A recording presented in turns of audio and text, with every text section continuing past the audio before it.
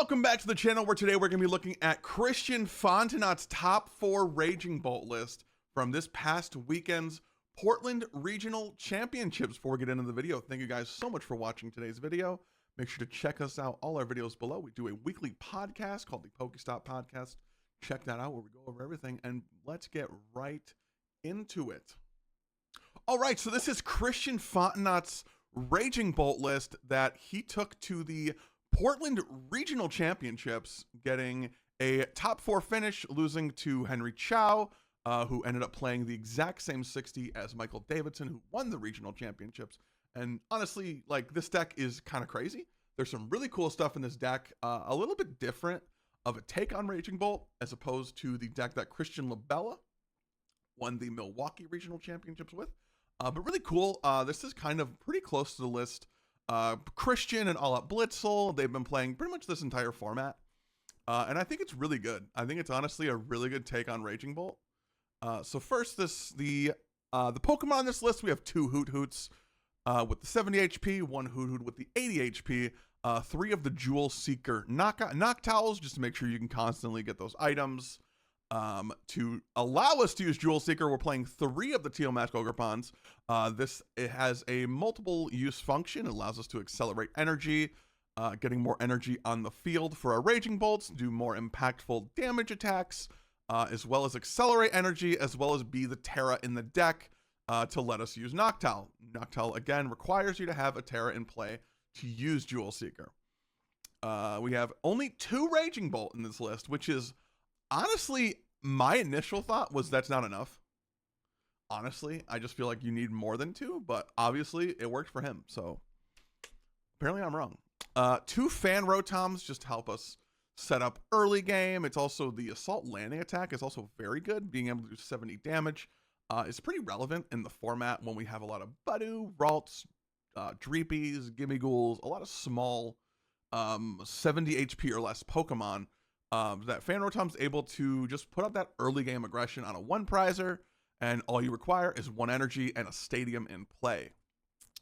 We are playing 1 of the baby Raging Bolt, the 1 prize Raging Bolt with the Thunderburst Storm, allowing you to kind of have a really good snipe attack. Honestly, a lot of times you can get this going turn 2 and be sniping 90 damage. So if they get 1 Dracloak or only 1 Dreepy down, you can take that off the board and basically make them miss a turn or 2, which is so impactful.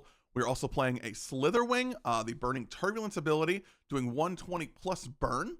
Really good on Pokemon like Pikachu EX, Bloodmoon Ursaluna EX, because it does the 120, which is 240. Then also does the 2 burn damage counters. So for Pikachu, the Resolute Heart ability will put it back down to 190, but then they die in between turns due to the burn.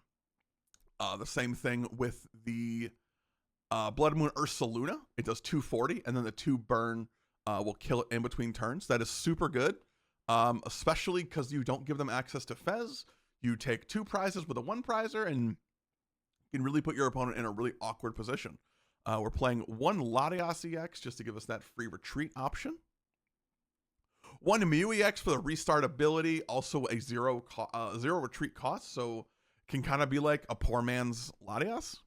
Also, genome hacking can be a really valid attacker in a lot of lists, and I think this is one, because you are a deck that utilizes Crispin, so it's a little slower, but it does allow you to copy attacks, which can be really cool, and if your opponent forces you in really awkward positions, it can kind of be a way out of some of those really awkward situations.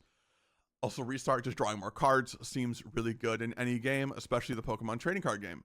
We have a Fezandipiti EX with the Flip the Script ability. If any of your Pokemon are knocked out, you get to draw 3 cards. Drawing cards, again, really good. Moving on down, we have the Pecharunt EX. This card is exclusively for the Maractus. So you can, if they, let's say they strand your Latias, you can Pecharunt promote the Fezandipiti, which can then retreat because the corner only acts on the defending Pokemon, not on all your Pokemon. I think the only downside to this really is like starting the Pecharunt. You can't attack with it. You just don't play the energy to use Irritated Outburst. The other issue is they can just stick a Fez, because Fez is your only dark Pokemon, and the Pecharunt EX Subjugating Chains ability requires you to switch one of your benched dark Pokemon, except any Pecharunt EX. So if they strand the Fez, you might need to be able to use your Cruel Arrow, so making sure you have enough energy in deck, or retrievals, Night Stretchers, whatever the case may be, to make sure you can Cruel Arrow and still be putting on damage counters, because doing 100 damage is pretty relevant when it's probably going to be played in a deck that plays Frostlass, which only has 90 HP, Budu, which only has 30, even only 80 if they have a Bravery Charm on it. So still a pretty good attacker. We are also playing the Bloodmoon Ursaluna, which is super good. Just doing Bloodmoon for 240 and being 260 is a pretty relevant number in the current meta. So really cool there. We are also playing a Ditto for the Transformative Start ability. It's something you can grab with it only being 60 HP. You can go ahead and grab that with a Fan Rotom, and it's basically a free Nest Ball a lot of times. So you can, a lot of times, maybe you grab that Teal Mask because you need your Terra for next turn, or you grab your one prize Raging Bolt, and you can attach to it, and you can just start your aggression early, and you can, you know, guarantee that turn 2 with a Crispin. I can guarantee I'm doing 90 damage on a snipe. So a lot of really cool things with that. Moving on to the trainers, not much to say here. 4 Sada's Vitality, pretty standard. 2 Crispin, again, pretty standard with the list. 1 Boss, 1 Iono, and 1 Judge. This is really interesting. I like this because you can judge early if you just want to like set your opponent back a little bit and you don't necessarily need the Crispin, the Sada, the Boss. That can be really good. And then the Iono pairs super well with Bloodmoon Ursaluna EX, so you can Iono your opponent to 1 or 2 cards, and then Bloodmoon, stick a 260 HP Pokemon in the active, and say, I knocked you out, you need to have it right now. It's also good if you're the first player to use a Bloodmoon, then they can't Bloodmoon the Bloodmoon, which is really good. A super strong ability. Moving on to the items, we were playing 4 Nest Ball, 3 Ultra Ball, 3 Earthen Vessel. This I think is pretty much standard in all lists. I think the Labella list ran 4 Nest Ball, 4 Ultra Ball, which I think is fine. Like, I think that's a pretty subjective decision at that point. Christian did play 3 Night Stretcher versus the 2 Night Stretcher, 1 Retrieval route, which I think is very interesting. I think it's good just for more Pokemon recursion, because it just allows you to have more flexibility, being able to get a Pokemon or an energy. But it is something you do have to be a little more careful with. You can't like Ultra Ball 2 energy, being able to like rely on having the retrieval in deck when you don't. But that could be really cool. We are playing 1 Counter Catcher, which I think is super good in this list, especially if you are, if you like force them on odd pricing and you're on even pricing. That can be super strong because if they're at 1, you're at 2, you Counter Catcher for game, and you still have access to Sada, so you can kind of call your knockout there, which is really, really, really, really helpful. Our A spec is Prime Catcher.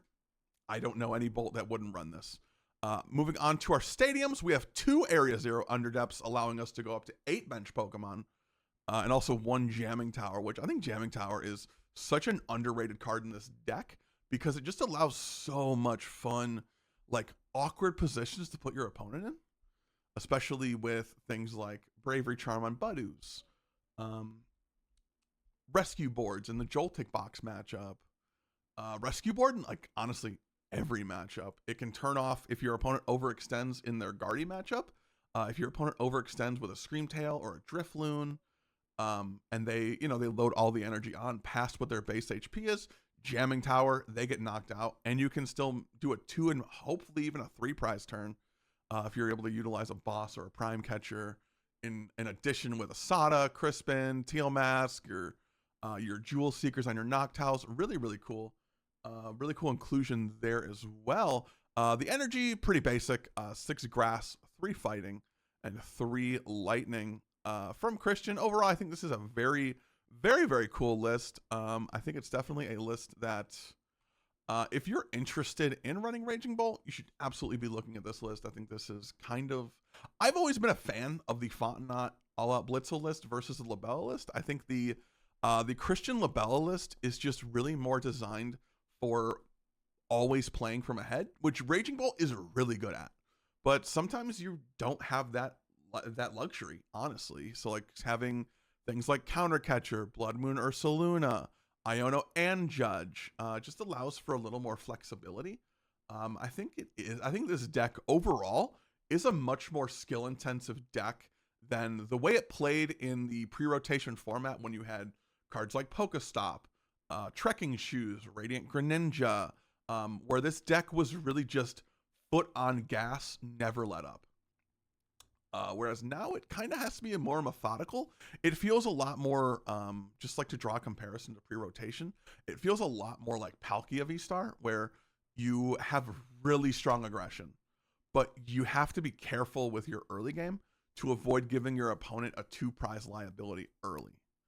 Which with this deck you kind of have to do just because of the Teal Mask Ogerpon.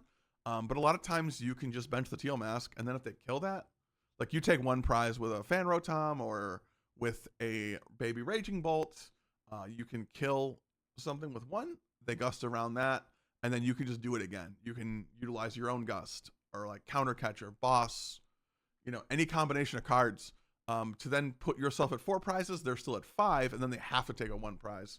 And then you've kind of reset the prize trade because then you're both at 4. Then you can ramp with a Bolt and just smack, smack, smack, do things like that. But this is a really good list. Thank you guys so much for watching today's video. Make sure to check out our podcast that comes out every week with me and Thad. Thank you guys so much for watching, and we will see y'all on the next video. Have a good one.